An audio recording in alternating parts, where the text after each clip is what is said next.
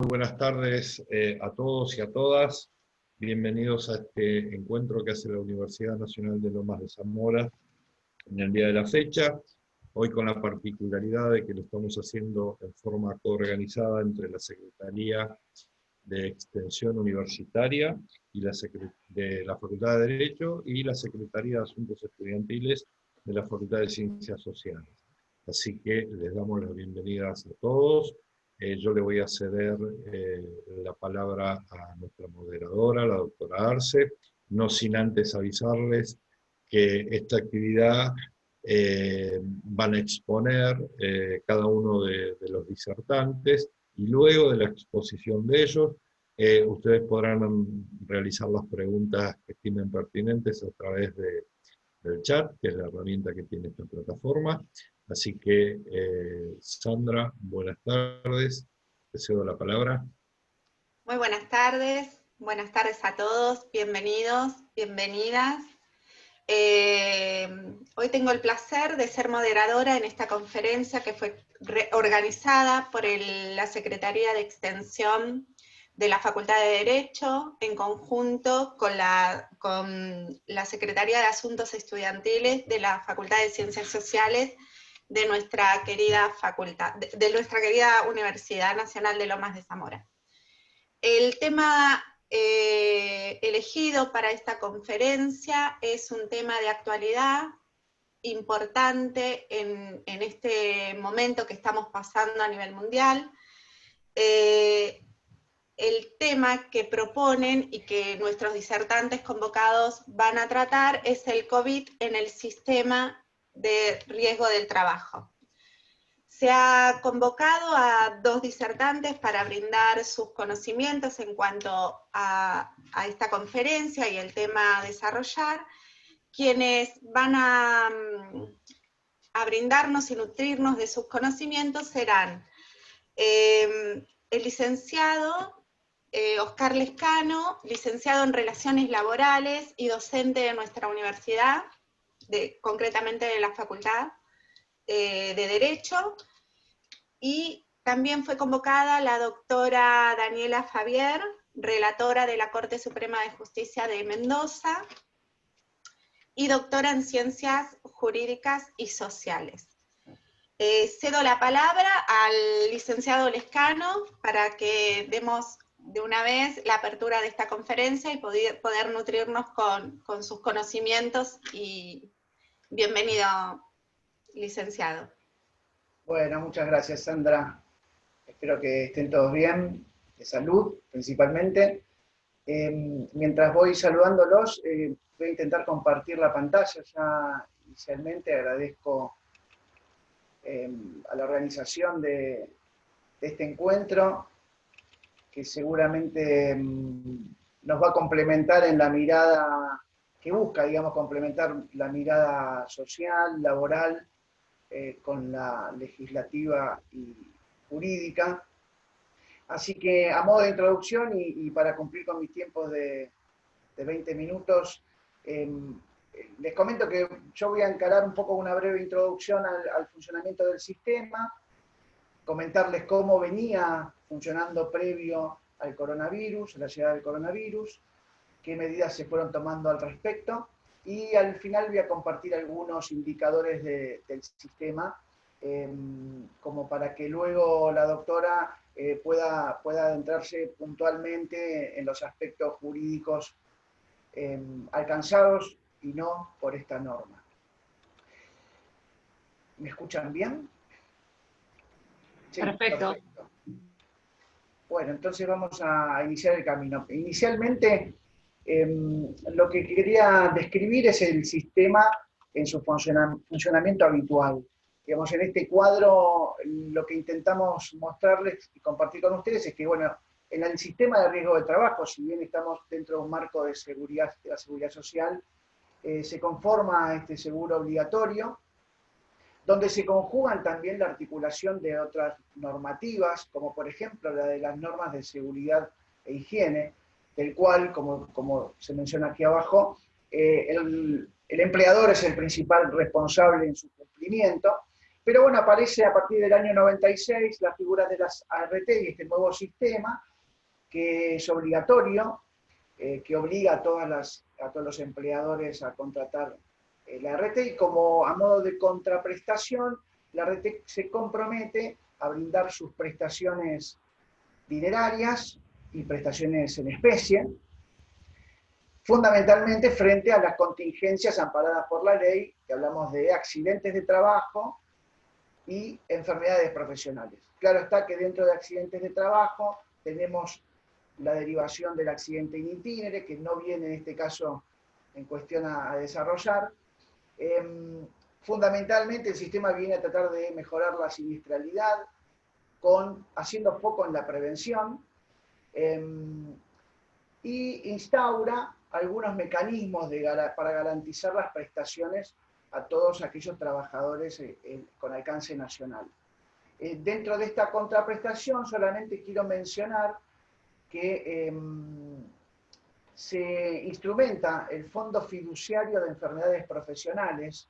Si quiero ubicarlos un poco en el sentido de la contraprestación, el empleador todos los meses, juntos con sus cargas sociales, abona lo que es denominada la alícuota, el precio, la prima de este seguro de riesgo de trabajo, y conjuntamente con lo determinado por cada ART en cada contrato, también abona 60 centavos por trabajador, que desde el inicio del sistema, desde el año 1996, fue conformando este fondo fiduciario de enfermedades profesionales, que inicialmente fue considerado el fondo para fines específicos. Es una especie de mecanismo solidario existente dentro del sistema para que entre todas las ARTs, frente a enfermedades no listadas, o sea, no las conocidas, digamos, se pueda tener esta disposición, este fondo, como para hacer frente a las prestaciones. Hago mención a esto porque claramente tiene que ver con lo que hoy estamos atravesando en cuanto al financiamiento de todas las prestaciones del coronavirus. Pero entonces, en síntesis, el sistema venía poniendo foco en la prevención para evitar accidentes. Realmente quizás haya algún resultado bastante positivo al respecto a lo largo de todo este tiempo. No están así con enfermedades profesionales, que si quieren después podemos hacer algunos comentarios en particular y compartirlo con la doctora. Bien, decíamos que las contingencias amparadas por la ley son accidente de trabajo, in itinere y enfermedad profesional. Voy a hacer foco en la enfermedad profesional para hacer la introducción a lo que tenemos que ver sobre el coronavirus. Claramente la primera distinción que debemos considerar es que es enfermedad profesional aquella que tiene una relación de causalidad y un vínculo directo con el trabajo. Se diferencia así de lo que consideramos enfermedades inculpables, ¿no? Que son aquellas inherentes a la condición humana, que desde el marco de la seguridad social, a través de la ley de contrato de trabajo, se le brinda cobertura en cabeza del empleador, que es quien paga las prestaciones de los días caídos de las enfermedades inculpables, y en los artículos 208 y 212 se establecen las condiciones en las que una persona se puede ausentar, cuánto tiempo se puede ausentar y qué derecho tiene al respecto de la enfermedad inculpable. Acá estamos hablando de enfermedades profesionales. Al inicio del sistema, en el año 96, se listó a través del Poder Ejecutivo, se confeccionó un listado bastante controvertido, bastante reclamado, digamos, inicialmente, por considerarse un listado muy cerrado, donde están todas las enfermedades profesionales cubiertas por el sistema. Inicialmente, entonces, el Poder Ejecutivo hizo una lista de todas aquellas enfermedades profesionales conocidas hasta el momento, donde hay 3 variables puestas en consideración dentro de esa relación de causalidad que debemos entender como tal, como condición previa para consideración de la enfermedad profesional. La enfermedad en sí, el agente patógeno y el tiempo de exposición del trabajador según la tarea que desempeña. Como les decía, hubo varios fallos que fueron contrarios a esta disposición, se declaró inconstitucional en su momento, y en el año 2000, el decreto 1278 vino a tratar de remediar este listado cerrado de enfermedades profesionales, estableciendo la posibilidad de considerar alguna enfermedad como profesional en el caso particular vía la comisión médica. Digamos, hoy tenemos dos posibilidades de considerar enfermedades profesionales. Las listadas en este decreto inicial, a las cuales se le incorporaron las cuatro que estamos viendo, las tres que estamos viendo aquí debajo. En el año 2014 ese listado se le incorporaron las hernias y las varices, cuestiones que realmente incrementaron la cobertura del sistema, porque eran las que principalmente generaban litigio. Y la segunda forma de considerar una enfermedad profesional es a través de una vía recursiva, si quieren, comisión médica. Por considerarse una enfermedad no listada, la comisión médica puede determinar, en ese caso particular, que esa enfermedad es considerada como tal. Me parecía importante que antes de hablar de la cobertura que hoy tenemos en el sistema, entendamos cuáles son los mecanismos previstos en la ley para considerar las enfermedades profesionales. Bien, llegamos a marzo del 2020. Con lo bueno, con lo malo del sistema, con lo bueno, con lo malo de nuestra economía, con lo bueno, con lo malo de nuestra realidad argentina, ¿sí? Laboral, económica. Bueno, llegamos a esta sucesión de normas que a principios desde que la Organización Mundial de la Salud determinó la pandemia, el coronavirus, el COVID-19 como pandémico, se sucedieron normas que, bueno, ustedes sabrán mejor que yo, que le dieron una dinámica a estos últimos meses realmente que yo, por lo menos en el último tiempo, nunca había visto. Esa sucesión de normas importantes para nosotros, en primer lugar, es la declaración de la pandemia, en segundo lugar, el estado de emergencia sanitaria del país, que se dieron todo esto en los primeros días de marzo. En tercer lugar, la disposición del aislamiento, ¿sí? Que el 19 de marzo, 20 de marzo, entra en vigencia en el país. Bueno, recién el 13 de abril, el decreto de necesidad de urgencia 367 declara el coronavirus de una manera bastante particular como enfermedad profesional. ¿Por qué digo bastante particular? No se incluye en el listado de enfermedades profesionales conocidas, sino que a través de un decreto declara una presunción de enfermedad para algunas actividades esenciales, aquellas esenciales, y le agrega otra connotación, las que son exceptuadas del aislamiento, y vincula la cobertura al periodo, directamente al periodo del aislamiento. Acá hago dos distinciones, sé que la doctora se va a explayar al respecto, así que no lo voy a hacer yo, simplemente me resulta importante mencionar que hay una prioridad sobre los empleados de salud, se distingue en el decreto a los empleados de salud, todos los empleados de salud tienen la extensión de la cobertura hasta que finalice la emergencia sanitaria, mientras que al resto de las actividades esenciales, como les decía, las vincula temporalmente a la disposición del aislamiento. ¿Bien? Bueno, a partir de ahí, y en paralelo a lo normativo, tanto la superintendencia como el sistema empiezan a trabajar en la confección de medidas de prevención, de comunicación hacia las empresas, de exigencia en esa comunicación. Claramente aquí se dio un escenario muy particular, que aparece el teletrabajo como una modalidad que hasta el momento era considerada, pero no era relevante.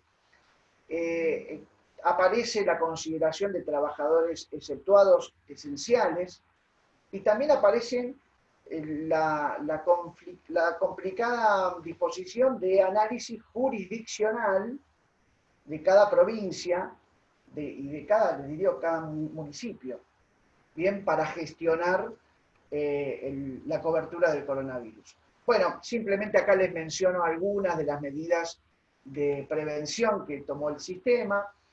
Avanzó primero en términos generales con las medidas de recomendación, digamos, sanitaria, que bueno, ya son harto conocidas, y luego hizo foco en la actividad sanitaria, fundamentalmente, y en el caso del teletrabajo, en segundo lugar. Bien, sobre elementos de protección, quiero mencionar que desde la prevención se trabajó mucho en el sistema y en forma compartida con los gremios, las actividades, para determinar los protocolos que cada una de la actividad tuvo que poner en marcha para poder desempeñar sus tareas. Digamos que desde la superintendencia se ha participado en la confección de los protocolos de cada una de las actividades. Bien, a partir de ese momento entonces se tiene cobertura como enfermedad profesional el coronavirus. Los requisitos para ser considerado enfermedad profesional, como les decía, en primer lugar, tiene que ver con el alcance de la actividad, o sea que la actividad debe tener la excepción, la dispensa al aislamiento, ¿sí? También debe tener confirmado el test positivo, o sea que recién es considerado para el sistema de riesgo de trabajo y es requisito de la RT considerar presuntivamente la enfermedad profesional con el test positivo del trabajador. Bien, acá en segundo lugar o en tercer lugar les comento, entiendo que la doctora más adelante se va a focalizar un poco en esto, yo acá menciono, lógicamente entramos en una dinámica que se fue haciendo mientras caminábamos, con todas las limitaciones que eso requiere y con algunas restricciones que yo entiendo que pueden generar una litigiosidad futura, de la que seguramente va a hablar la doctora después. Simplemente que estoy mencionando a que hasta junio el aislamiento fue nacional, luego de junio hubo jurisdicciones que entraron en el distanciamiento y al salir del aislamiento, bueno, hay un artículo bastante confuso, digamos, el artículo 5º y el artículo 4º de la ley, del decreto, perdón, que habla de 60 días posteriores a la finalización del aislamiento. ¿Qué estoy diciendo? Supuestamente la cobertura para aquellos trabajadores esenciales, no salud, sacando el personal de salud, todo el resto, policía, seguridad, bancos, todas las que están en el decreto 297, que en aquellas jurisdicciones a partir de junio que pasaron del aislamiento al distanciamiento, a partir de ahí contaban 60 días y caía la cobertura. Ahí entramos en el análisis de jurisdicción por jurisdicción, complejo, ¿no? Y bueno, esta cuestión de que ahora el decreto 792 del último 11 de octubre volvió hacia atrás con muchas jurisdicciones, con lo cual a lo largo de todos estos meses se dio esta situación particular. Por ejemplo, menciono, provincia de Neuquén, conozco en particular el caso, policía de la provincia de Neuquén. Claramente la policía de la provincia de Neuquén es trabajador esencial, está expuesto al coronavirus, esté en aislamiento, en distanciamiento o en la situación en la que se encuentre jurídicamente.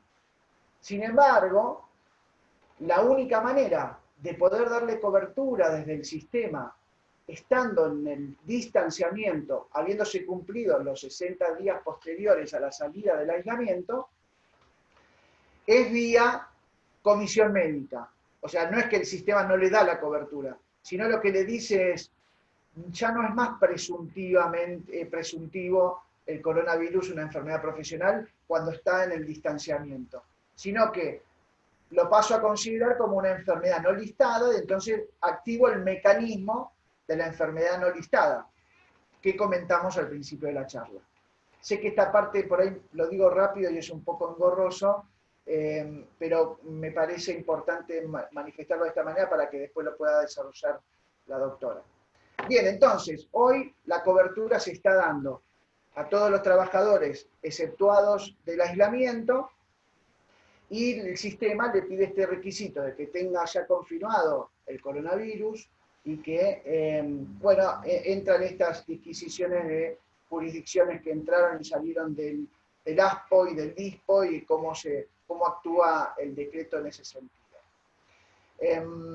Hasta el momento les muestro una foto de lo que se cubrió hasta los primeros días de octubre. Se han denunciado unos hoy entiendo que estarán en 150.000 casos desde el inicio del aislamiento. En general, ahora les voy a mostrar unos cuadros, pero es más o menos el 17-18% de todo lo denunciado por coronavirus en el sistema. El 24% de los casos son de la actividad de salud. Acá, solamente para mencionar las enfermedades profesionales, si comparamos el primer semestre del 2019 con el primer semestre del 2020, producto del impacto del coronavirus, aumentaron un 119%, entendiendo que aparte la actividad estaba totalmente diezmada, ¿no? Porque no estaba toda la población económicamente activa ejerciendo su tarea presencialmente. Con respecto a la enfermedad profesional, quiero destacar algo. En términos generales, antes del coronavirus, nos encontramos con una situación en donde la cobertura de la enfermedad profesional del sistema a veces la elude, utilizando, digamos, el subregistro de las mismas, por el impacto o por la atención de las obras sociales. ¿Qué quiero decir? En términos generales, en muchas actividades, por ejemplo la docente, que es una que también conocemos en particular, el docente frente a la sobrecarga de la voz, que es aquella situación que le genera, que es reconocida como enfermedad profesional, cuando comienza con sus síntomas generalmente va a su obra social, no lo denuncia como tal. Entonces, en términos generales, si bien estoy mencionando la comparación de las enfermedades profesionales, de cómo se incrementaron de un año al otro, también quiero mencionar que en el registro de enfermedades profesionales hay un subregistro en tal sentido de que luego se acomodan con las repeticiones que deben generar las obras sociales de las prestaciones al sistema de riesgo de trabajo, concretamente a las ART. Les comparto solamente unos gráficos para terminar de darle color a la situación actual. Esto es lo que les comentaba anteriormente, para los primeros días de octubre, con 856.000 casos a nivel nacional, 145.000 eran los cubiertos por el sistema. Estamos hablando de un 17%. El impacto del COVID en el sistema sanitario, digamos, en el personal de salud, es muy importante, llega al 27%, y que un poco justifica, perdón que volví a la de atrás, un poco justifica el estancamiento que tiene la curva aquí arriba. Digamos que de alguna manera ya la cuota de contagio en el sistema de salud fue suficiente. De todas maneras, sé que los últimos días de octubre, al igual que en todo el país, se incrementó muchísimo este número. Este es un corte de las edades de aquellos casos de coronavirus denunciados en el sistema. Simplemente lo que en síntesis muestra este corte es un corte etario de la población económicamente activa, ¿no? O sea, de los trabajadores en relación de dependencia, donde el foco principal lo ubicamos entre 25 y 40 o 50 años. ¿Bien? Simplemente esto es una descripción de mercado formal, sistema formal de trabajo. A nivel de jurisdicciones y por actividad, acá tenemos los datos. Yo esto después se los voy a dejar para compartir, para que lo puedan compartir con todos. Como les decía, el personal de salud tiene un 24% de participación en el número de denuncias de coronavirus, ¿sí? Después lo siguen las fuerzas de seguridad, bueno, y con participación de algunas otras actividades que claramente fueron exceptuadas del ASPO y que están en contacto y tienen una exposición mayor al coronavirus. Claramente Provincia de Buenos Aires y Capital Federal, como todos ya sabemos, han acumulado la mayor cantidad de casos a nivel general y a nivel sistema de riesgo de trabajo. Por último, simplemente porque hice mención justamente al fondo para fines específicos, quiero hacer un pequeño resumen. Entonces, el coronavirus, dentro de estas dos posibilidades para considerar una enfermedad profesional que prevé el sistema, una es formar parte de la lista de enfermedades profesionales que no lo está. La segunda es presentarse en la comisión médica para reclamar el caso particular. Con el decreto de coronavirus se creó como una tercera dimensión, que es esta figura presuntiva de que no está en el listado, pero tampoco tiene que ir a la comisión médica, mientras estén en el aislamiento, ¿sí? Entonces, esta situación, como particular, es extraordinaria, efecto de la pandemia, determina que el financiamiento de todas las prestaciones salgan del Fondo Fiduciario de Enfermedades Profesionales, que tiene este monto, estos 6.000, yo cuando veo muchos números me pierdo, pero son 6.800 millones de pesos, que es lo que van a consumir la atención del coronavirus. Estimativamente se cree que obviamente se va a superar ese monto. También acá puedo compartir otros datos con ustedes que tienen que ver con los días caídos, o sea, cuando hablamos de ILT, es incapacidad laboral temporaria, digamos, cuántos días se ausenta en promedio la gente por efecto del coronavirus, y son 21 días. Bueno, y datos por ahí económicos o cuantitativos que por ahí le pueden dar una dimensión del costo de las prestaciones que asume el sistema. Piensen ustedes que dentro del esquema sanitario, este dinero es el que está siendo utilizado para cubrir el 17% de todos los casos de coronavirus a nivel nacional. Entiendo que como introducción y como datos de color del sistema ya es más que suficiente, y quizás ahora podemos centrarnos en la parte, digamos, del detalle del decreto, el alcance y todas las situaciones que surgieron a partir del mismo. Si les parece bien, finalizamos.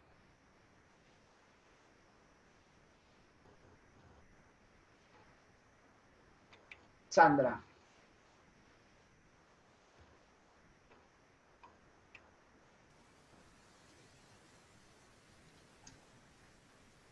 Muy buena exposición, muy didáctico. Está ahora la doctora Daniela Fabier. Hola. Sí, acá estoy. Ay, doctora, ahora la escuchamos a usted. Bueno, sin más demora, vamos a la parte que yo te tengo prevista para que reflexionemos juntos esta temática de salud y COVID, ¿no es cierto?, en el ámbito de la siniestralidad laboral y todo el mar de disposiciones que van y vienen en materia de ley de riesgo de trabajo, que lamentablemente, lejos de allanar, ¿no es cierto?, el camino se va dificultando en los hechos, no solamente desde lo normativo, que cuesta, ¿no es cierto?, llevar adelante la compaginación de tanta norma, sino también en los hechos, ¿no? El profesional de a pie que se encuentra con tantos inconvenientes para llevar adelante la protección de los trabajadores y de las trabajadoras. Fíjate que en el decreto 367, que es justamente el que lanza esta novedad de hablar de la enfermedad COVID como una enfermedad profesional no listada, con plazo de cenicienta, me gusta decir, porque está sometida a una condición resolutoria. Te la van a reconocer de esta manera, como enfermedad profesional, en tanto en cuanto no se cumplan los plazos que luego te voy a detallar. Pero este decreto, ¿no es cierto?, que deja luego después en manos de otras resoluciones la reglamentación de ese procedimiento, en principio te decía, o te dice dos cosas que son bastante interesantes. Primero, aglutina a todos los a todos los trabajadores y trabajadoras que son esenciales y que están dispensados de cumplir con un aislamiento preventivo obligatorio. Obviamente ya Oscar nos adelantó, ¿no es cierto?, esto de este vaivén de fases, que vamos a la fase 1, que salimos de la fase 1 en distintos lugares, en distintas provincias, algunas vuelven a la fase 1, otras vuelven al distanciamiento, y nos quedamos en el vaivén de la aplicación de esta normativa, que ya te voy a tratar un poco más. Pero, como te digo, encontramos aquí a los trabajadores esenciales dispensados del aislamiento, y luego también a los trabajadores específicamente de la salud.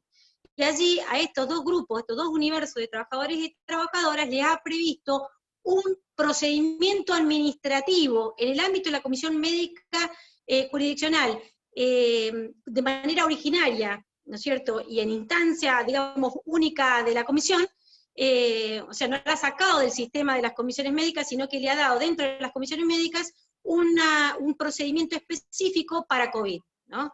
El cual teóricamente estaría circunscripto ese procedimiento solamente para la temática COVID, ¿no? Además, este decreto te dice, o por lo menos te daba la esperanza de que el asegurador de riesgo del trabajo no puede rechazar la denuncia. Pero ya después ya vamos a ver cómo eso se licúa un poquito con la reglamentación. Como te decía, en definitiva, acá habrá que ver, ¿no es cierto?, el decreto 792, que es el que nos estableció el distanciamiento para algunos lugares, aislamiento para otros. Así que ahí cada uno va a tener que estar mirando esta cuestión, ¿no? Lo cual también dificulta la aplicación, y nos vamos a encontrar con sectores que en algún momento estuvieron con ASPO, luego pasaron al distanciamiento, alguna aseguradora de riesgo del trabajo, que no te lo reconozco porque se acabó el aislamiento en este momento, y resulta que han retomado nuevamente al aislamiento. Entonces, la persona que quedó en esa denuncia en el medio, que le quedó rechazada, ¿no? Se suceden todas estas injusticias en razón de que en realidad lo que hay que mirar es la contingencia y la protección de la persona humana que trabaja en estas condiciones de riesgo cierto de padecer esta enfermedad, y donde el ámbito del trabajo, ¿no es cierto?, también funciona como un lugar propicio para que uno se encuentre todavía más expuesto.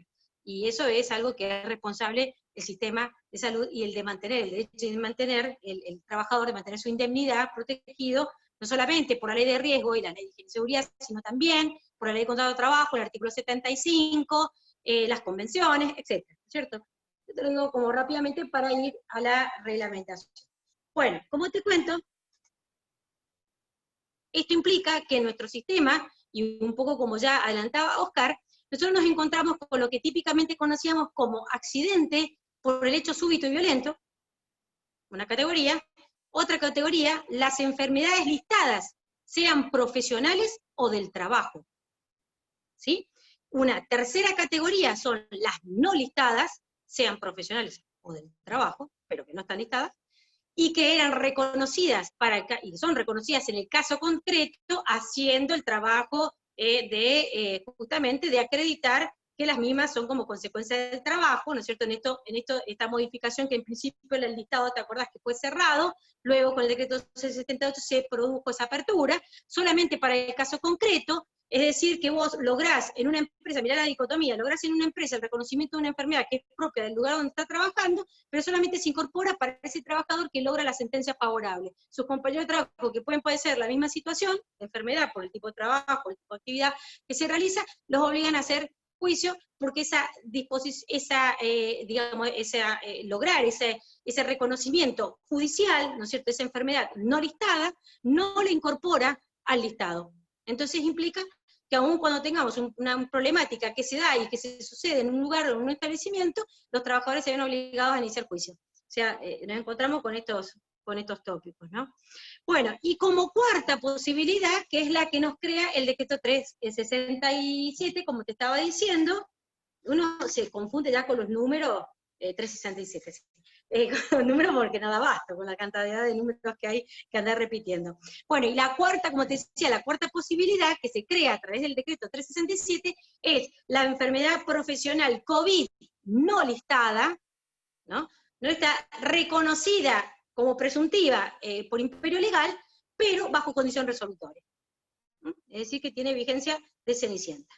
Entonces, si bien en principio esto implica hacerse cargo de la situación de pandemia, porque obviamente esto llegó a golpear las puertas del sistema de salud, de la ley de riesgo del trabajo, de alguna manera, y creo que estuvo bueno porque había que decirles que se tenían que salir a colaborar, ¿no es cierto?, al sistema de salud. Obviamente las obras sociales, la parte pública, estaba ya batallando, obviamente, una tarea muy importante en materia de salud. Obviamente el sistema de siniestralidad laboral no podía quedarse atrás, ¿no? Entonces es evidente que allí esto de decirles y tomar la superintendencia de riesgo del trabajo con algunas pequeñas resoluciones que fue sacando al principio del tema COVID, ¿no es cierto?, asumir luego, ya con un decreto, por lo menos, con algunas deficiencias que ya vamos a mirar, reconocer la posibilidad de esta enfermedad en el ámbito laboral, obviamente.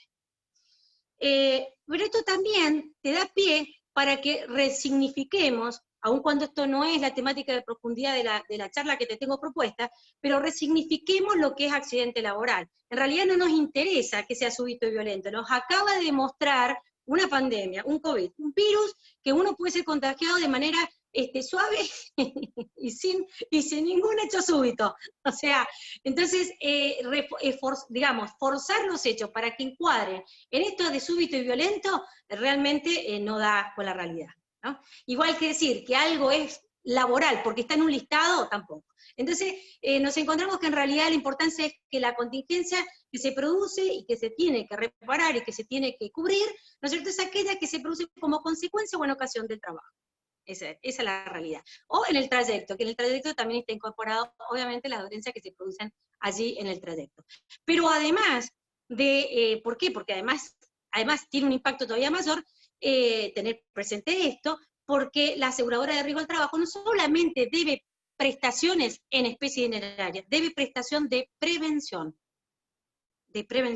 La aseguradora de riesgo del trabajo baila a un compás binario, yo suelo decir cuando hablo de esta temática, baila en un compás binario, es decir, entre prevención y prestaciones, en especies o dinarias. Hay una multifunción que va desde la prevención de evitar, de mitigar, ¿no es cierto?, consecuencias dañosas, y luego, cuando esto no funciona, prestaciones dinerarias y en especie. Y te digo más, esto se le exige a cualquier ciudadano común. Si nos vamos al Código Civil y Comercial, en el artículo 1710 y siguiente, te vas a encontrar con la prevención del daño, no causar un daño a otro, de evitar causarlo, de mitigar sus consecuencias o de no continuarlo. Es decir, a todo ciudadano común le exigen esto. Imagínate que hay un deber específico y propio en el ámbito de la siniestralidad laboral a cargo del empleador, ¿no es cierto?, y de la aseguradora de riesgo del trabajo, que es el seguro que ella contrata para prevenir y para prestar las prestaciones de especie y dineraria. Es decir, hay un refuerzo de principio protectorio, de indemnidad, de protección de la persona, del trabajador o la trabajadora en su totalidad. Y cuando digo en su totalidad, me gusta aclarar que se trata de cuerpo, espíritu, circunstancias personales y socioambientales.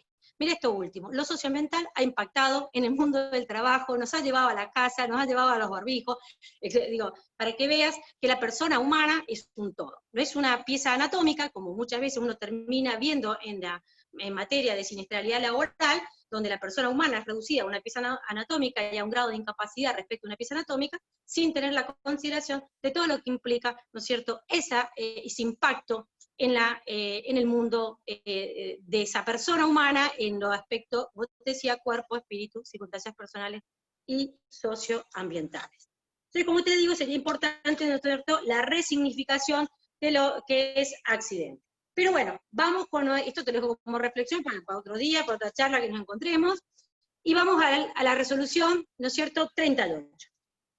Vamos a ver que ajusta algunas clavijas que no se van condiciendo tanto con lo que nos venía animando tanto el decreto 367, cuando por lo menos se hace cargo de que esto puede tener que ver con el trabajo va a estar, digamos, afectado y tiene que salir a responder y a proteger. Bueno, empezamos con un primer inconveniente. Fíjate que en el artículo primero, si vos te fijas, el artículo primero y el artículo 3, hay 2 capítulos allí. Es decir, hay una primera parte de reconocimiento de la contingencia coronavirus.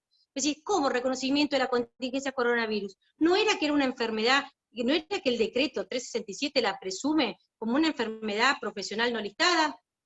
Bueno, parece que luego en la reglamentación eso no es tanto, porque si yo tengo una presunción a mi favor, el que quiere revertir la presunción, el que tiene que andar cuestionando, iniciando trámites, etcétera. No yo, que soy la beneficiaria de la presunción. Sin embargo, acá es al revés. Entonces, primero hay una primera parte de reconocimiento de la contingencia coronavirus COVID, ¿no? Tiene que hacer el trabajador una denuncia ante la aseguradora de riesgo del trabajo, ¿no? Y luego, cuando pasa todo este tema de denuncia, que ya te voy a dar algunos detalles respecto a esta temática, va a ir a un procedimiento de determinación, escuchate, definitiva, o sea que el otro era provisorio, era no sabemos, era definitiva del carácter profesional de la contingencia. Vamos a la primera parte, vamos a la denuncia. En este paso de denuncia, no habla de que el trabajador o trabajadora necesiten patrocinio letrado, no lo dice. Sin embargo, dice que esto tiene que presentarse ante la aseguradora de riesgo del trabajo. Y para que esta denuncia pueda ser presentada, tiene que traer un diagnóstico COVID a través de alguna institución pública o privada autorizada. Esto, en los hechos, ha llevado algunos inconvenientes. Yo, por lo menos, que he estado charlando de esta temática en varios lugares, en varias provincias, nos encontramos con profesionales que nos cuentan la imposibilidad de conseguir realmente un diagnóstico certero, porque en algunos lugares se ha dispuesto el presumir el COVID por el solo hecho de tener algunos de los síntomas y haber tenido contacto estrecho con una persona. Entonces directamente diagnóstico COVID hasta sin hisopado, ¿no? Directamente le dan como el tratamiento y el aislamiento a la persona sin, digamos, la constatación fehaciente de eso, sino solamente desde el plano clínico y de contacto estrecho con una persona diagnosticada con COVID. O sea que nos hemos encontrado inclusive con algunos protocolos de esta índole que dificultan la obtención de este requisito que genera la denuncia, que es necesario acompañar con la denuncia. Pero bueno, vamos más allá. Como te digo, diagnóstico de COVID, diagnóstico de positivo de COVID. Entonces, estoy dentro de la presunción. Acordate que yo este sistema que te estoy contando, este procedimiento de denuncia que te estoy contando, solamente es para aquel universo de trabajadores y trabajadoras que son esenciales y que no tienen que cumplir el aislamiento, y los del personal de salud. Que te aclaro que además el personal de salud, según el decreto 367, tienen un plus. No es nada más que se les presume, según el decreto 367, se les presume que esta es una enfermedad profesional no listada, sino que le consideran como también presumida la relación de causalidad. Sin embargo, ambos universos tienen que hacer el mismo procedimiento y ya vas a ver cómo se diluye todo esto de la presunción. Bueno, como te digo, tiene que acompañar, fíjate vos, la descripción del puesto de trabajo. Tiene que describir el puesto de trabajo, las funciones, las actividades, las tareas, etc. Quedando afuera, obviamente, aquellos que se han contagiado porque uno se puede contagiar por el hecho o en ocasión del trabajo. Y también por el trayecto, porque puede ser una persona que es trabajador esencial y que toma el transporte público de pasajeros, ¿no? Sin embargo, acá está hablando de puesto de trabajo. Es decir, mi puesto de trabajo tengo que describirlo como parte de la denuncia. Luego tengo que traer los datos, obviamente, de la empresa donde trabajo, los datos personales del trabajador, los datos personales de la empresa, y se produce lo que se llama la admisibilidad, el artículo 2. Fíjate que la admisibilidad, según el decreto 367, nos había dado la esperanza de que la ART no lo podía rechazar. Sin embargo, hay posibilidades de rechazo.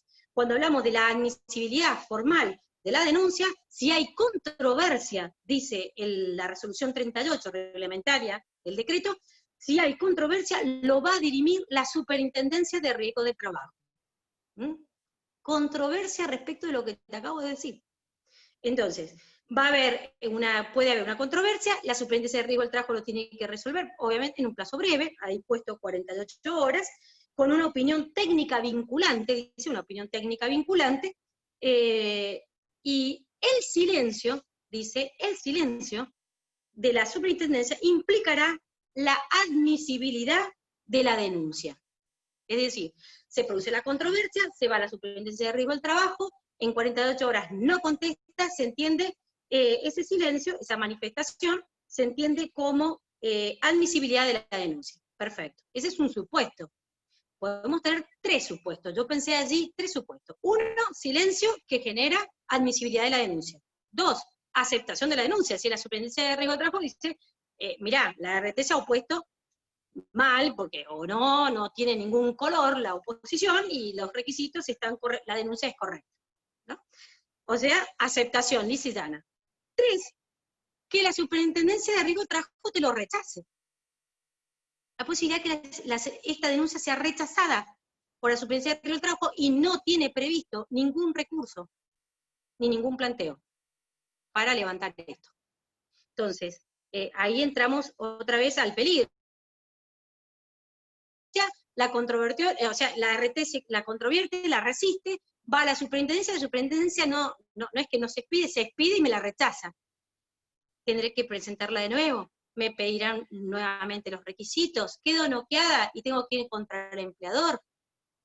Tengo que hacer el trámite común de cualquier otra enfermedad por comisión médica en el procedimiento general.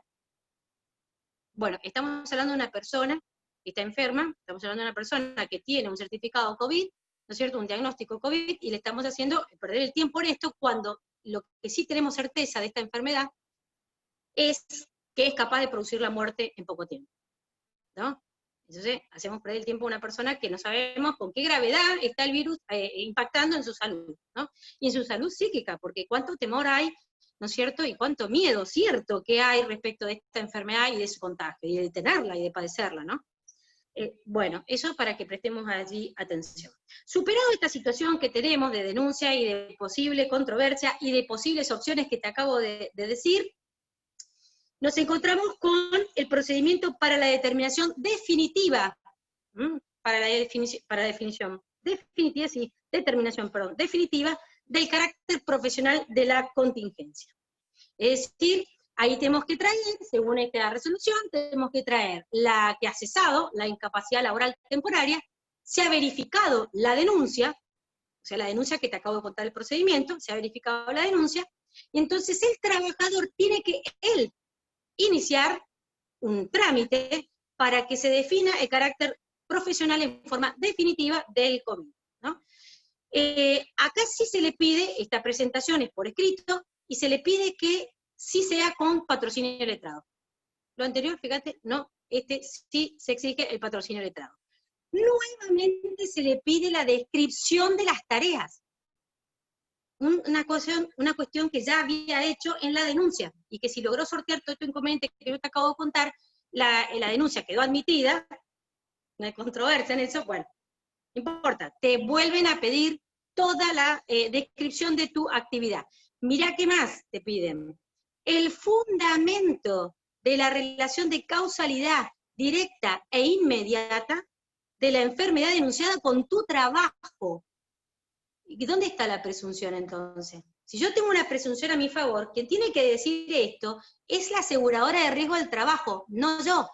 Si yo tengo una presunción a mi favor de que esto es una enfermedad profesional y encima soy de salud, donde el decreto 367 me prometió que la relación de causalidad también se presumía, ¿por qué yo tengo que dar esta explicación? La tiene que dar la aseguradora de riesgo del trabajo. O sea, que te das cuenta cómo todo no termina luego fortaleciendo la posición, y estamos hablando de una persona que mientras tanto, puede producirle la muerte, ¿no es cierto? Es decir, estamos en riesgos ciertos de enfermedad, una enfermedad que, según el tipo de persona, ataca de manera más intensa o menos intensa, ¿no? Entonces, fíjate que acá dice esto que te estoy diciendo, tiene que acreditar, ¿no es cierto?, fundamentar la relación de causalidad. ¿Y qué pasó con los en ocasión? O sea, que quedaron colgados, porque si vos te fijas en los decretos anteriores, inclusive en 367, en los considerandos, dicen esto de proteger por el hecho en ocasión del trabajo, bueno, pero ya después, cuando uno va viendo los resolutivos y va viendo los artículos, ya van dejando, van haciendo poda, van podando, y va quedando solamente lo que sea directo, digamos, directo e inmediato, cuestión que es bastante imposible de acreditar, por eso estaba buena la presunción. Es bastante imposible acreditar eso. O sea, entonces, fíjate vos que allí tengo que acreditar eso. Otra vez, datos personales, otra vez, bueno, acá en este caso te piden acompañar la historia clínica, si has recibido tratamiento a través de la obra social o de otro lugar. Es decir, la aseguradora de riesgo del trabajo puede pasar que con la denuncia todavía no me esté tratando. Bueno, acá piden, obviamente, entonces, que traigan los elementos de historia clínica, o etcétera, de otros lugares donde haya sido tratado. También tenés que traer el alta, la constancia de alta otorgada por la aseguradora de riesgo del trabajo o por el empleador autoasegurado. Obviamente porque teóricamente esta parte del procedimiento es para la determinación definitiva del carácter de profesional, ¿no es cierto? Entonces, obviamente están pidiendo el alta. Y cualquier otra, dice, cualquier otra documentación de la que intente valerse a los efectos de acreditar la invocada relación de causalidad. Y los de salud, que tenían la presunción a favor, CRIP. Bueno, de esto se tiene que correr traslado. De esto que te acabo de contar, se corre traslado por 5 días a la aseguradora de riesgo del trabajo o al empleador autoasegurado, y va a tener que, obviamente, 5 días que contesta, tiene que acompañar el informe del caso correspondiente, que esto implica que tiene que tener la denuncia que vos hiciste en su momento, el estudio de diagnóstico emitido por la entidad sanitaria, o sea, seguimos con el diagnóstico certero de que tenés COVID, la constancia de la dispensa, obviamente, porque son uno de los que está dispensado del cumplimiento del aislamiento, la historia clínica, y escuchate esta parte, y el informe de análisis del puesto de trabajo. La aseguradora de riesgo del trabajo te hace un informe del análisis de tu puesto de trabajo, o el empleador autoasegurado, y en donde conste el profesional interviniente. Esto va a ser considerado con carácter meramente potestativo, y si no es presentado este informe, que vos no tomaste conocimiento del estudio que hizo la aseguradora de riesgo del trabajo sobre las actividades que vos denunciaste, la aseguradora analizó que tu trabajo, tu actividad, no te pudo haber contagiado el COVID, etcétera, porque eras el camillero y no sé, estabas en la puerta del establecimiento, etcétera. Es decir, vos no tomás conocimiento, eso todo el conocimiento lo trae ahora, y de esto a vos no te vuelven a correr ningún traslado, ninguna vista, ¿sí? Entonces, este informe que evalúa, ¿no es cierto?, cuál es el trabajo, ese análisis de actividad que hace la aseguradora de riesgo del trabajo respecto a tu trabajo, vos recién te enterás acá. Ahora, si no lo llega a presentar, fíjate qué interesante, ¿no? Si no lo llega a presentar, el efecto que tiene esa ausencia o esa omisión de presentar este informe, el efecto que le pone acá la resolución es que va a continuar el trámite adelante. O sea, realmente yo esperaba otra cosa. Es decir, si el informe no lo presento, el efecto de no presentarlo sería que no es controvertido la relación de causalidad, en todo caso. Porque él es el que tiene que controvertir la relación de causalidad. Sin embargo, el efecto que le da la no presentación de ese análisis es que el trámite continúa. O sea que por ahí le conviene no contestar, porque no tiene ningún otro efecto, porque el trámite continúa, vos seguís atado al trámite. Y también tiene que presentar toda documentación de la que intente valerse al efecto de desvirtuar las presunciones. Y acá yo vuelvo a lo que te había dicho al principio. Si él tiene que desvirtuar las presunciones, ¿por qué no inicia el trámite él? O sea, si yo tengo una presunción a mi favor, ¿qué tenés que hacer vos? Vos me tenés que dar a mí las prestaciones, y si vos querés controvertir mi presunción, ahí iniciás vos los trámites, y mientras estamos discutiendo los trámites, me seguís atendiendo, etcétera, etcétera. O sea, ¿se entiende? Pero acá la cosa no es así. Y además, bueno, como te dije, ese es el efecto del silencio. Bueno, una vez que se vence este plazo de los 5 días, o no contesta, esto va a la Comisión Médica Central, que ya te dije que atiende en forma originaria esta situación, y termina actuando y resolviendo a modo de juez. ¿Por qué? ¿Cuál es la finalidad, o la función que se le ha puesto en este caso concreto? Y es que termine de definir, ¿no es cierto?, que determine la relación de causalidad invocada entre las enfermedades denunciadas y la ejecución del trabajo en el contexto de dispensa del deber de aislamiento. Es decir, otra vez seguimos con la misma discusión del reconocimiento de lo que se presumía. O sea que si no contesta, no hay la presunción a favor, no sirve de nada, porque igual la comisión médica te va a evaluar el asunto aunque la aseguradora de riesgo de trabajo no conteste. Entonces, Esto es el tema. Bueno, obviamente estos plazos son plazos cortos. Si tenés un diagnóstico de COVID, dice, bueno, se puede ahorrar el tema de la audiencia de la comisión médica, porque la comisión médica para revisarte puede citarte, en este caso puede ahorrarse esa citación, pero puede pedirte exámenes, ¿no? Exámenes auxiliares, etcétera, y eso hace que pueda prorrogarse por 15 días. ¿No? Otra cosa, la exigencia, ¿no es cierto? Y esto me olvidé decirte desde el comienzo, ¿no? Desde la denuncia. La exigencia de traer el certificado, de traer el hisopado, de traer las constancias, por ahí la aseguradora de riesgo del trabajo es la que podría poner eso, ¿no es cierto? Y no el trabajador trayendo él, porque eso es una condición para la recepción de la denuncia, así que si no logra eso, no logra meter el trámite, o sea, el inicio del inicio, ¿no? Entonces, esas cosas podrían haber sido allanadas directamente desde la aseguradora de riesgo del trabajo, pero como te digo, porque podría ser al revés el trámite. Bueno, acá como te digo, se tiene que expedir en el plazo de 30 días, y otra vez te dice el artículo ya 6, que tiene que expedir sobre la relación de causalidad invocada entre el agente de riesgo coronavirus y el desarrollo de la actividad que vos venías haciendo. Esta resolución o este dictamen, ¿no es cierto?, tiene posibilidad de ser revisado a través de una vía recursiva, que es un recurso declaratorio, un recurso revocatorio y una apelación directa, en realidad, a los tribunales del trabajo. Atenti, que tanto la aclaratoria como la revocatoria no suspenden el plazo de 15 días que tenés para ir a la justicia para hacer revisar esta decisión, ¿sí? Entonces tenés una aclaratoria de, ya te digo de cuántos días, de 3 días, una revocatoria de 3 días, que no se les da traslado a nadie, las resuelven también en 3 días, pero como te advierto, no suspenden el plazo del recurso ante los tribunales del trabajo. Acá nos encontramos con una cuestión, como esto acá ha dado un trámite específico y propio para el caso COVID, nos encontramos que en algunas provincias que se han adherido a la ley 27348 y se han adherido modificando lo que es la vía recursiva por acciones ordinarias ante los tribunales del trabajo, ¿qué pasa con la situación COVID? Porque acá la situación COVID vuelve otra vez hacia atrás, impone la comisión médica y la revisión a través de vías recursivas, ¿no? En plazos acotados, si bien ante la justicia del trabajo, pero por vía recursiva, cuando algunas provincias se adhirieron a la 27348 modificándolo de la recursiva por una acción ordinaria.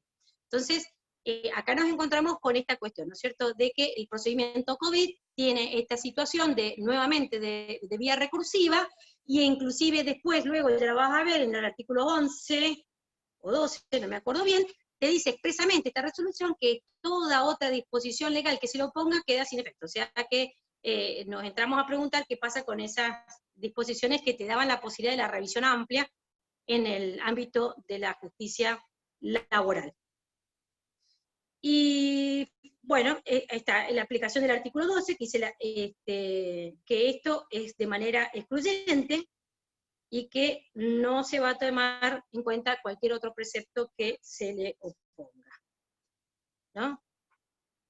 Otra cuestión que aclara, la resolución, entre otras cositas, digo para que no hacerlo tan tedioso, porque hay que leerla mucho y tener muchas cuestiones, es que hace una disposición aclaratoria respecto a los trabajadores de salud, los enuncia, es enunciativa la descripción de ellos, refuerza el tema de que es el fondo fiduciario de enfermedades profesionales la que es la espalda que va a cubrir económicamente a la aseguradora de riesgo del trabajo y al empleador autoasegurado. Pero acá, atenti una cosa, ¿qué pasa con el empleador no asegurado? La mayor parte de los trabajadores, del universo de los trabajadores, y sobre todo en el ámbito de la salud, no están en relación de dependencia, no está reconocida la relación de dependencia. ¿Qué pasa con estos trabajadores? ¿No? Yo en uno de los artículos que escribí sobre esta temática, yo proponía, así como esto, la aseguradora de riesgo del trabajo tenía el fondo fiduciario, ¿por qué no el empleador no asegurado tenía el fondo de garantía, ¿no?, como espalda para cubrir esta situación de COVID? Porque nos vamos a encontrar, y de hecho nos encontramos con muchos trabajadores y trabajadoras que en realidad están en relación de dependencia, pero figuran como pseudos autónomos o parasubordinados, etcétera, etcétera, ¿no? Y pierden la posibilidad de esta cobertura porque tienen que primero batallar la relación de dependencia. Pero bueno, hay otras herramientas que pueden utilizar estos trabajadores y trabajadoras, como las cautelares, como la acción preventiva del Código Civil y Comercial, porque lo importante es la salud, la atención inmediata de la salud, pero bueno, como te digo, se encuentran con esta problemática, ¿no? Esta problemática de ir contra el empleador porque tiene que acreditar todavía inclusive la relación de dependencia. O sea que nos encontramos con estas otras dificultades, ¿no? Luego, acompañando esta resolución, como te digo, está la 40, que es la digamos, la de la mesa de entrada virtual, con grandes inconvenientes en su puesta en escena, con su puesta en funcionamiento, en algunos lugares, en algunas provincias ha sido dificultoso el inicio de esa actividad, lo cual ha hecho que los trabajadores y trabajadoras no hayan podido hacer sus denuncias en su momento, ¿no es cierto? Y bueno, ante la situación inminente de salud y de riesgo de vida, obviamente que la gente recurre a la obra social, o sea, trata de solucionar de alguna manera su situación, y bueno, después se verá, porque todo esto no sabemos qué consecuencias incapacitantes o no puede tener el COVID. Sí sabemos que, obviamente, que produce la muerte, que casos gravísimos que produce la muerte. Y otra cosa me gustaría completar, sé que se me está yendo el tiempo, Andrea, voy a avisarme, porque son tantas cosas que uno tiene que estar comentando, que quiero como disparador otro poquito más como para que te vayas con la lectura, no vamos a poder contar todo, pero, por ejemplo, la resolución 5 que acompaña esta temática, habla de las recomendaciones especiales que tienen que tener los trabajadores, pero también hace y reconoce expresamente, fíjate vos que no lo reconoce en el procedimiento, que no lo reconoce en la 367, pero reconoce, aprobó un documento y un anexo todo de protección del trabajador en el trayecto. O sea, se hace cargo de que se puede contagiar en el trayecto. Sin embargo, después acá la normativa lo deja excluido, no lo nombra. Otro dato importantísimo que para tener presente, no habla, porque habla del contacto directo de los que tienen que salir a trabajar, pero no está hablando de quienes se quedaron en el domicilio. No solamente porque ya hay regulación sobre el teletrabajo en la Ley de Riesgo del Trabajo, en el decreto 1225 del año 2012, te estoy hablando, no sé qué me queda hace rato, que habla sobre esa temática y de la protección del trabajador en su domicilio, sino que además, entre las resoluciones de emergencia que se sacaron, estaba la 21 de marzo del 2020, en la que dice que si el empleador va a habilitar a trabajadores a quedarse en su domicilio, tiene que denunciar la nómina de esos trabajadores que se quedan en el domicilio, y el domicilio, escucha bien, el domicilio denunciado se considera ámbito laboral. Ámbito laboral, ¿no? Digo para que sepas. Pero bueno, estas cosas han quedado allí para que tengas como dato. Y después, bueno, no te voy a leer los anexos, eso los tenés que mirar, los anexos que vienen de COVID, pero sí decirte que, en definitiva, creo que hay como todo, una buena intención, que luego se desluce con el inconveniente y la imposibilidad, ¿no es cierto?, de dar respuesta rápida, de hacer trámite sencillo, en una situación donde la gravedad de la enfermedad, ¿no es cierto?, nos pone en serio riesgo de vida.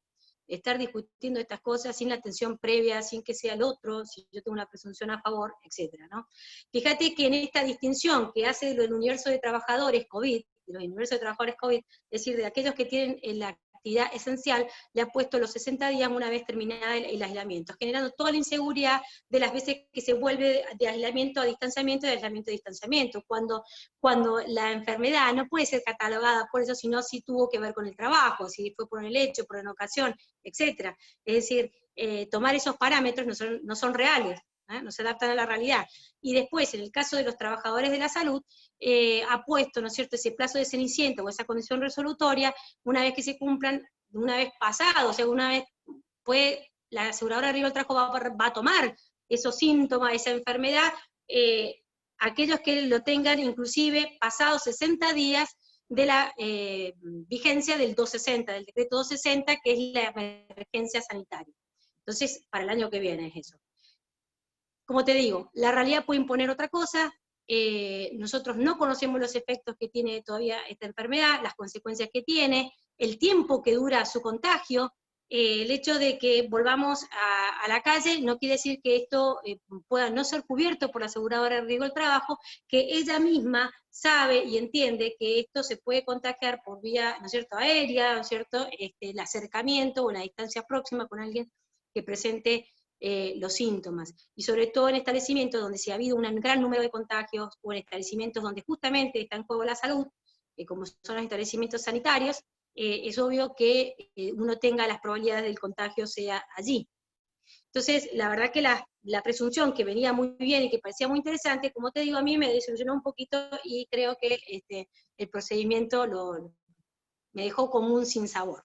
Así que creo que podemos apelar a otras herramientas que nos da el Código Civil y Comercial, con la acción preventiva, las cautelares, las autosatisfactivas, también apelar al 75 de la Ley de Contrato de Trabajo, que tiene su propia acción autónoma, y bueno, obviamente lo que no está reconocido puede funcionar como el caso Silva de la Corte de la Nación, ¿no es cierto?, que es un caso que lleva adelante el doctor Horacio Schick, que es el abogado de esa causa, que obviamente la Corte dijo, si no está reconocido y no está listado, puede ir tranquilamente por una acción sin necesidad de pedir ninguna inconstitucionalidad, ir en contra del empleador. Así que bueno, este es el panorama, no es definitivo lo que te digo, es para masticarlo, para seguirlo reflexionando, no está dicha la última palabra, porque bueno, vamos a ver qué sigue sucediendo en el trayecto que tenemos para recorrer todavía. Un besito y espero que haya servido estas reflexiones. Muchas gracias, doctora. Muy didáctica, muy linda su disertación, como siempre. Tengo acá varias preguntas que fueron formulando mediante sus exposiciones. Licenciado Lescano, la primera, de María, de Goya Corrientes.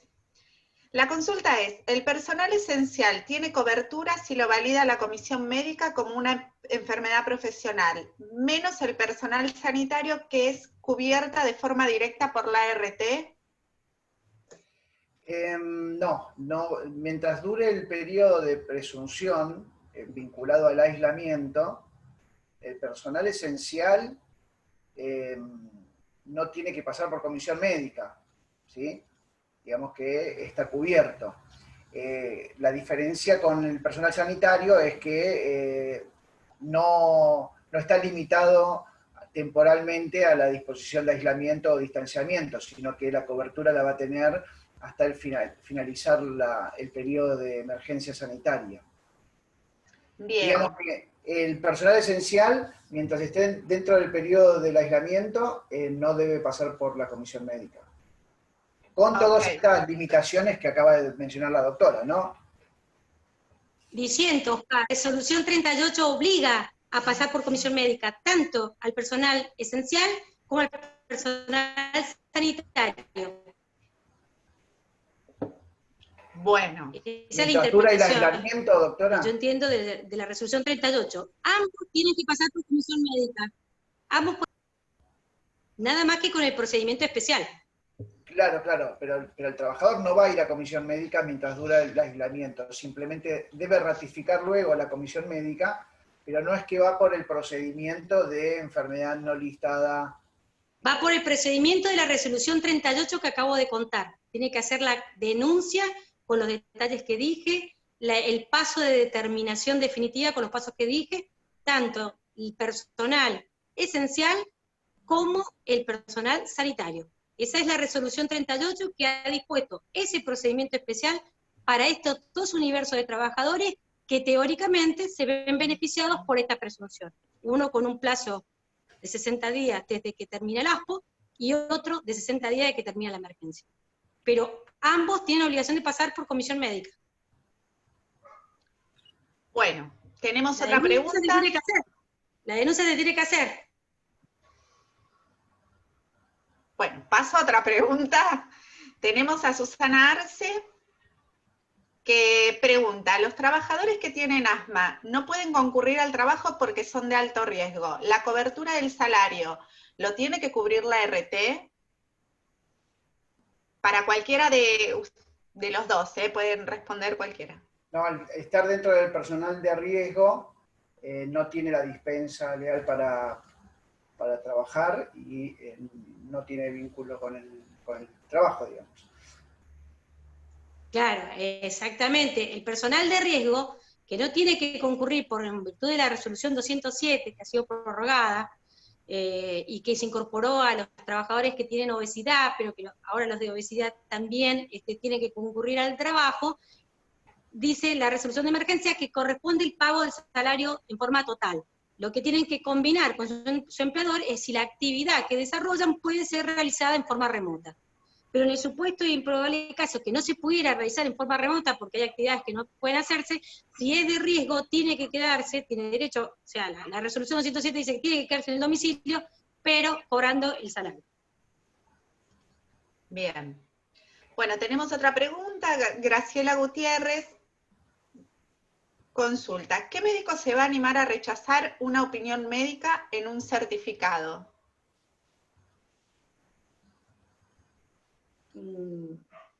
No sé qué quiere decir con eso, ¿no? Yo no entendí. ¿Qué médico se va a animar a rechazar una opinión médica en un certificado?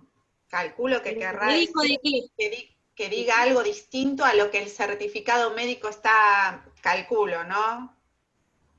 ¿Decís que el médico de aseguradora de riesgo del trabajo, de comisión, será eso? No dice ninguna otra cosa más.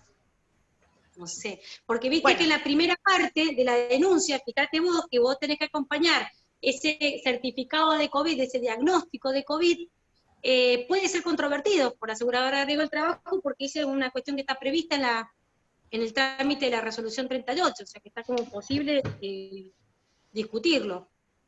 Bien. Entre los requisitos está ese, no sé qué querrá decir ahí precisamente, pero... Bueno, vamos a pasar a otra pregunta porque no ha sido muy clara la pregunta anterior. En el caso de reinfección en el personal de salud, ¿cómo es la cobertura de la ART? ¿Cómo? No escuché, ¿cómo? Reinfección, en el caso de que En el vuelva... caso de reinfección en el personal de salud, ¿cómo es la cobertura de la ART? Yo no conozco ningún caso todavía, pero no sé si la doctora... Mira, ahí, mira, vos sabés que hay, digamos, se dice en las noticias, viste, de reinfección, pero la verdad que no tengo ningún caso en concreto, pero sí te puedo decir, y te podría ensayar una respuesta, porque sería como una recaída de la enfermedad reconocida. O sea que yo creo que en ese sentido es notificar la recaída de la enfermedad reconocida, que puede pasar que te quieran no reconocerte la recaída, porque lamentablemente eso sí son cosas que suceden, ¿no es cierto? La recaída de una enfermedad reconocida, a veces no te la reconocen. Bueno, en este caso sería eso, para mí sería eso, que vuelvas nuevamente a que te tomen, otra vez tomen el caso, porque hay una recaída, ¿sí? Y eso está previsto en la ley de riesgo del trabajo, sería como tipo recidiva de la enfermedad. Bien, vamos a otra consulta. Si el empleado es considerado esencial y el alta para volver al trabajo se lo da la ART, ¿cómo procede? Bueno, es que si está tomado, obviamente, por la aseguradora de riesgo del trabajo, el alta implica que tenés que volver a trabajar. Esa es la realidad. Con un alta, ¿no es cierto?, uno tiene que presentarse al trabajo. Y se tiene que presentar al empleador, si yo soy de los que, obviamente, que tengo que ir a trabajar, tengo que presentarme. El alta implica volver a la obligación, ¿no es cierto?, de prestar labores. Eso sí, es así. Bien. Bueno, la otra pregunta, los trabajadores que se encuentran en teletrabajo por el aislamiento social y obligatorio, en caso de enfermedad, ¿quién los cubre, la ART o el empleador?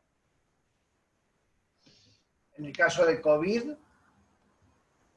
o sea, tienen toda la cobertura de riesgo del trabajo, no tiene dispensa presencial, no tiene cobertura de COVID. Doctora. Bueno, Oscar, estamos como en un chun, chun, chun. No, el teletrabajador, chicos, el ámbito de laboral así fue al domicilio, ¿sí? No tengo acá a mano la resolución 1225, pero lo dice en el año 2012. El ámbito laboral es del domicilio, y entonces, si ese es el ámbito laboral, por eso tiene toda esta problemática de saber cuál es tu horario de trabajo, etcétera, porque depende de eso, es el ámbito que cubre, ¿no es cierto?, cualquier cosa que a vos te suceda, ¿no? Pero obviamente que lo que te sucede en el ámbito laboral, teletrabajando, en el horario de trabajo, eso es riesgo del trabajo. No es enfermedad inculpable, o sea, ahí tiene que salir el empleador, el asegurado de riesgo del trabajo, a decir que lo que tenés es una enfermedad inculpable. Es decir, volvemos al artículo 6 de la ley de riesgo del trabajo con sus excepciones. ¿sí? ¿Por qué? Porque el hogar es ámbito laboral. Como te leí la resolución 21, que es de este año, de COVID, la resolución 21 de COVID dice que si el empleador va a mandar a alguien a la casa a teletrabajar, o sea, lo va a mandar a la casa, tiene que avisar a la aseguradora de riesgo del trabajo. ¿Por qué? Porque la aseguradora de riesgo del trabajo tiene que saber la nómina de los trabajadores que están trabajando en su domicilio. Si yo me caigo en mi casa, me quemo con el mate, durante mi jornada de trabajo me tiene que responder la aseguradora de riesgo del trabajo. Porque mi hogar, en ese momento, que estoy teletrabajando, es ámbito laboral. Doctora, permítame hacer hincapié en la no cobertura de COVID, porque si nos remitimos al decreto 367 de COVID, al no existir dispensa para la actividad presencial, la persona no tiene cobertura COVID por riesgo del trabajo. Justamente se lo está dejando en la actividad no presencial para ponerlo a resguardo como una medida sanitaria para evitar el contagio COVID. Entonces, pero no quiere decir, Oscar, que las otras cosas que le pasen no sean cubiertas por la ley de riesgo del trabajo. Por eso te estaba poniendo el ejemplo. Por eso mi respuesta fue esa, fue el sistema, en cuanto al alcance de la cobertura de riesgo de trabajo, absolutamente sí. En el caso COVID, particularmente no. Habría que estudiar qué tipo de trabajo estoy haciendo a domicilio, si requiero insumos que me traen de afuera mi empleador, si requiere que yo tenga que salir a buscar cosas, ¿no es cierto? Bueno, pero obviamente que ahí tenés que remar vos, ¿no es cierto? Porque la pseudo presunción que contamos es solamente para el caso del que dice Oscar, ¿no es cierto? Y a los efectos de este trabajo no presencial, se excluyó la normativa precedente del teletrabajo. No hay alcance de esa normativa en estas condiciones. Se diferenció el teletrabajo como estaba regulado anteriormente a la actividad no presencial excepcional efecto de la pandemia. Entonces el alcance de esa normativa está excluida en estos momentos, digamos. Por eso lo tenés que remar al revés.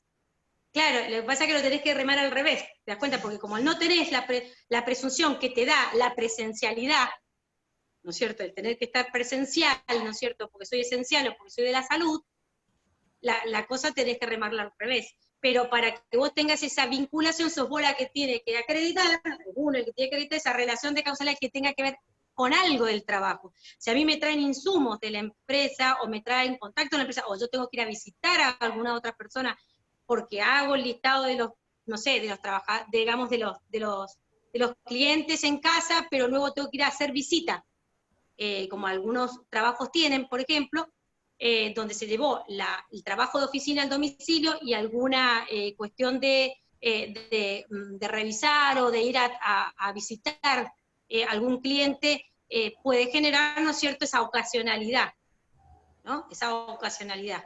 Pero, como te digo, eso implica una remada al revés. Pero lo que sí es obvio que todo lo demás que suceda dentro del ámbito del horario de trabajo, obviamente que todo te implica un esfuerzo doble, porque estás en el domicilio, puede ser, ¿no es cierto?, contemplado por la ley de riesgo del trabajo si se produce en el ámbito laboral, ¿no es cierto?, del trabajo a remoto. Y con respecto a las comisiones médicas, quiero por lo menos comentar que los 150.000 casos que se dieron en el sistema a lo largo de este tiempo, muchos de ellos se dieron mientras no estaban funcionando las comisiones médicas. Digamos que esta instancia de la reglamentación 38, de la resolución 38, entiendo que en la práctica no es requerimiento previo para la atención y para la cobertura, sino que hay una diferenciación entre personal que está dentro del aislamiento, personal esencial que está fuera del aislamiento. Si el ingreso vía comisión médica previo a la cobertura debe darse para aquel personal que está fuera del periodo de aislamiento, no para el que está dentro del periodo de aislamiento.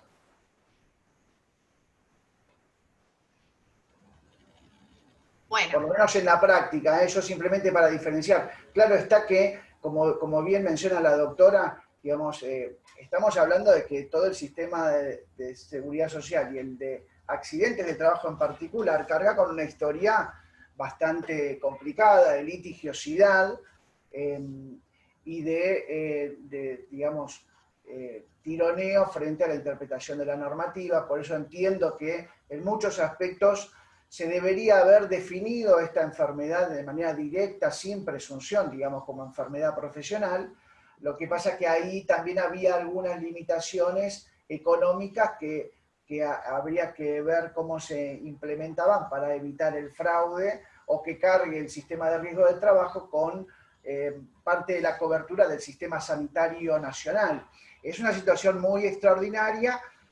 Hasta el momento no trajo problemática sustancial de litigio, pero bueno, entiendo que sí, como bien menciona la doctora, se buscaron limitaciones ahí en el procedimiento que se podían haber evitado. Sí, obvio. Y tenés una obligación de iniciar la denuncia con toda esta característica que te dije para que te puedan atender. Si no, no te atienden, por más presunción, hay que presentarte. Pero la otra cuestión que tenemos es que tenemos un gran universo de trabajadores que están en negro, ¿no? Los cuales se está haciendo cargo, Sí, ¿no es cierto?, del también, sistema de salud pública y de obra social, ¿no es cierto? Los que tienen. También, doctora, el espíritu con el que se tomaron estas decisiones, entiendo yo, en un aspecto, digamos, de efecto pandemia inminente, con falta de conocimiento, y que se fue subsanando sobre la marcha. También entiendo que hubo una intención de salir a dar cobertura desde las limitaciones de conocimiento que había al respecto. No, pero además Oscar estuvo buena la idea de comprometer a la parte de siniestralidad laboral para apoyar, ¿no es cierto?, salir a apoyar digamos, al Estado, ¿no es cierto?, a la salud pública, porque si no, los que no tienen las obras sociales, no tienen, es el Estado en la salud pública, los hospitales públicos, los que salen a responder acá. Entonces, está bien que la aseguradora de riesgo del trabajo, el sistema de siniestralidad laboral, de su aporte, sobre todo porque los trabajadores de salud, que son los que están en primera línea, y que son los que están más precarizados, o algunos son bastante precarizados, los del sistema de salud, encima sin cobertura.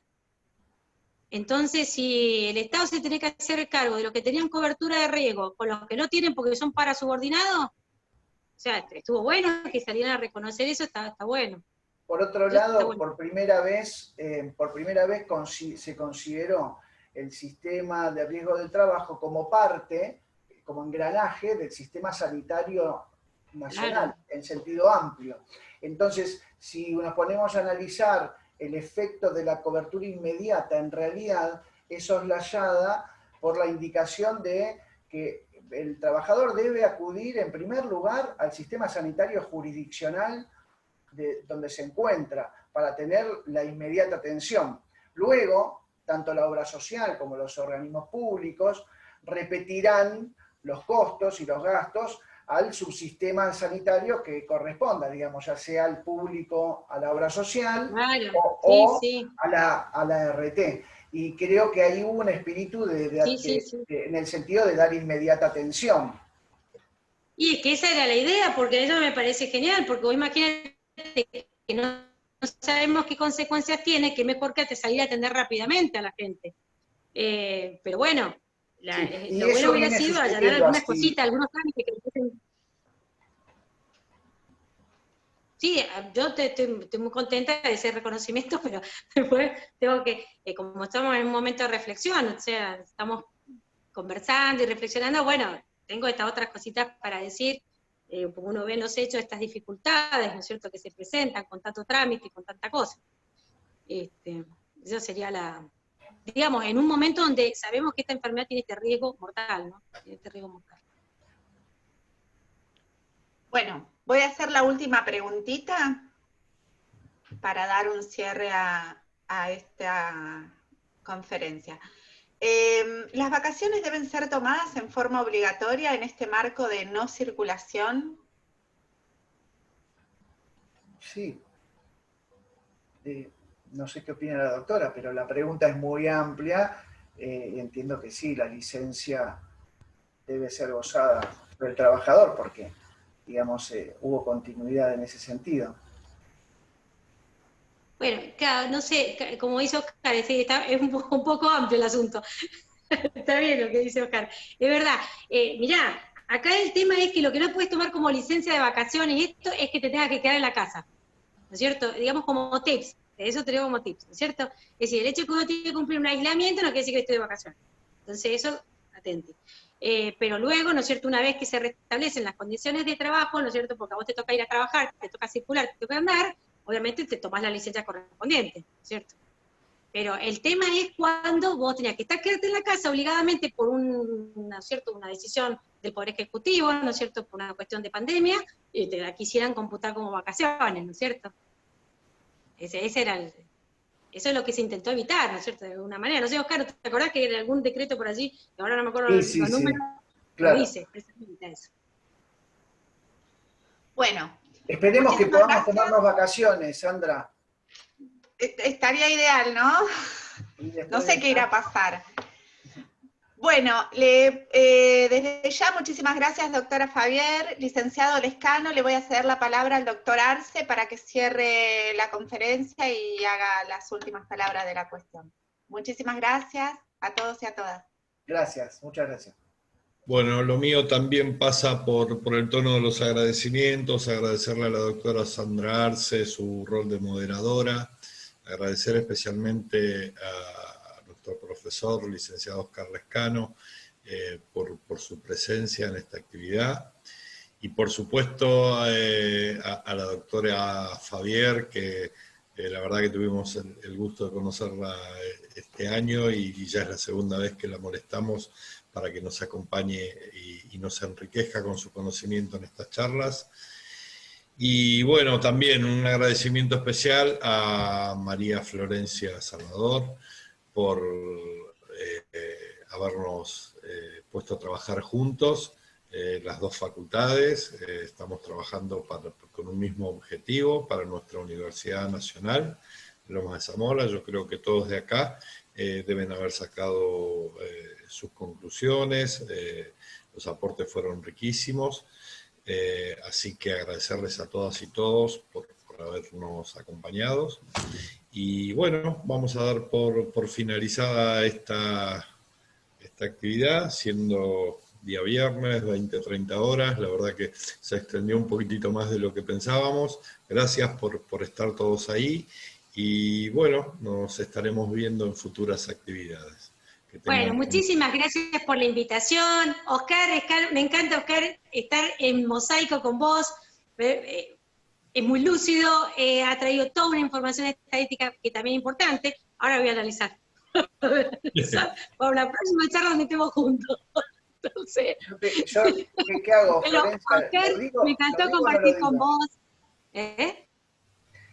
No, le estoy No te preguntando a Florencia si me permite decirlo, pero yo quiero aclarar algo. Cada vez que la doctora decía que no sabemos las consecuencias que puede tener el coronavirus, y el caso mortal estoy transitando en este momento el coronavirus y Florencia lo sabe. Como ya me había comprometido a la charla, bueno, lógicamente aquí estamos. Creo que veo algunos alumnos por ahí que también están en la charla que sabían que estaba en esta cuestión de positivo o negativo. Así que nada, a modo de estoy bien, tengo la verdad... Oscar, vas a estar bien porque te veo bien. Te veo lúcido, combativo, o sea, te veo perfecto. La estoy transitando, la verdad, por suerte, de manera leve. Y bueno, pero cada vez que hacía énfasis en las consecuencias que todavía no conocemos, yo no por era dentro tu caso. transpiraba. No era tu caso, Oscar. Acá queda bueno, demostrado. Y tuve que estar en aislamiento, dos de mis hijos también tuvimos que estar en aislamiento, y gracias a Dios andamos bien. O sea, pero vos vas a estar regio, ya te estoy viendo que estás regio. O sea, que revisen. Acá, nosotros la verdad que no lo sabíamos, Oscar, pero acá queda también de manifiesto el cariño y el valor agregado que tiene nuestra comunidad universitaria, el compromiso. La verdad que te lo agradezco personalmente, ha sido un gesto inconmensurable para nosotros que vos, a pesar de haber recibido esta noticia. Va a andar bien porque está activo, porque está pensando en positivo, porque mirá, se comprometió a una charla y la está dando, o sea que está con el ánimo para arriba, que es lo importante. ¿no? Siempre, lo importante está, siempre con la actitud ¿cierto? positiva, doctora. Exactamente, porque la cabeza es muy importante para el tema inmunológico. Así que, nada, Oscar, nos mantenemos en contacto. Grupo, muchas gracias. Bueno, damos por cerrada esta actividad. Muchísimas gracias a todos de vuelta y que tengan un lindo fin de semana. Lo mejor para vos, Oscar, y a tu disposición para lo que necesites. Muchas gracias. Un abrazo enorme para todos. Besito, Oscar. Vas a andar regio. Gracias, gracias. Estás muy bien.